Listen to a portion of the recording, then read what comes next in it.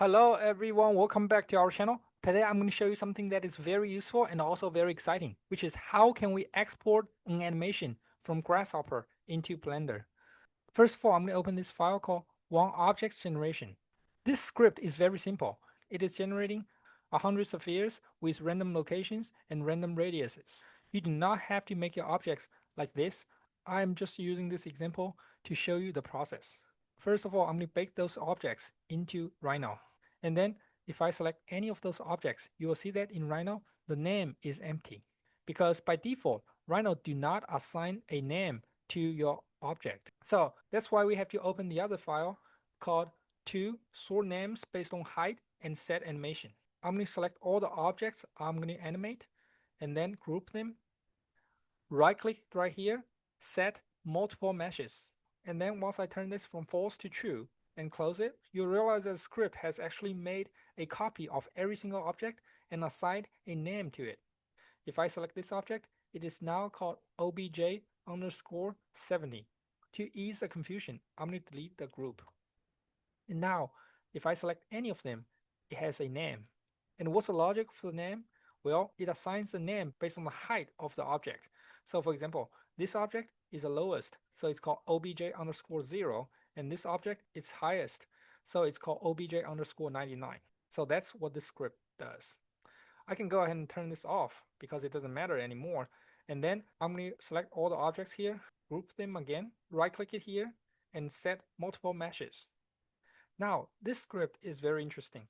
It has two parts. First part, it sets the path of the animation. Everything I'm doing here is just drawing those paths designed for every single element. And eventually, I am moving every single sphere to its closest point on the curve at the end. Of course, there are rotations and things like that in between. It doesn't matter.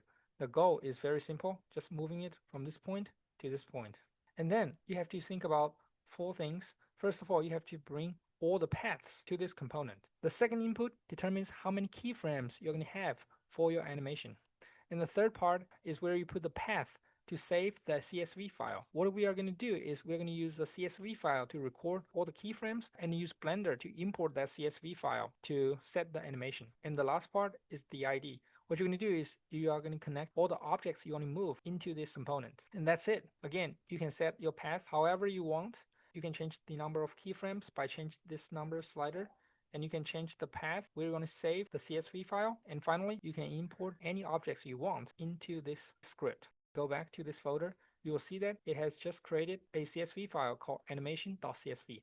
I'm going to go ahead and open it, and you will see that we have frame 0 to frame 7, which is 8 frames in total for object underscore 0. And the XYZ columns records the coordinates for this object at different frames. And it applies the same procedure for every single object from object 0 to object 99. Before we open Blender, we have to do one more thing. We have to select all the objects here and then go to File, Export Selected, and then make new file called Mesh. Make sure you are exporting the file into an OBJ format and then hit Save. And right here, it is very important to click Naming. Make sure you have select as OBJ objects for object names, and also click this one for the group names. You have to make sure that all the settings here looks just like mine, and then hit OK. Now once I get back to our demo folder, we will have this file called mesh.obj, and then I can open Blender. I'm going to go ahead and delete this cube, and I'm just going to drag this mesh file into Blender. I'll hit Import, and then that's it. Now I will go to Scripting, and then I will go ahead and open this file called Blender Animation based on CSV. Open it with Notepad or text editor. I'll select everything, make a copy, and then get back to the script, click New, and then paste the script here. Before I hit Run, I should change this path. I'm going to go ahead and come over here, copy it, and then paste it here. Make sure this path brings you to the CSV file that you have just created. I will put AR here, and then I'll hit Run. Now all the objects are gone. That is good. That means our animation has been set successfully. I'm going to go ahead and click animation, and I'm going to zoom out a little bit. You'll see that all the spheres have been moved. I'm going to select all of them, and you will see that those are the keyframes. What I'm going to do is I'm going to move those keyframes to ideal place. I'll click this one, move to the end. The next one, move it to 180.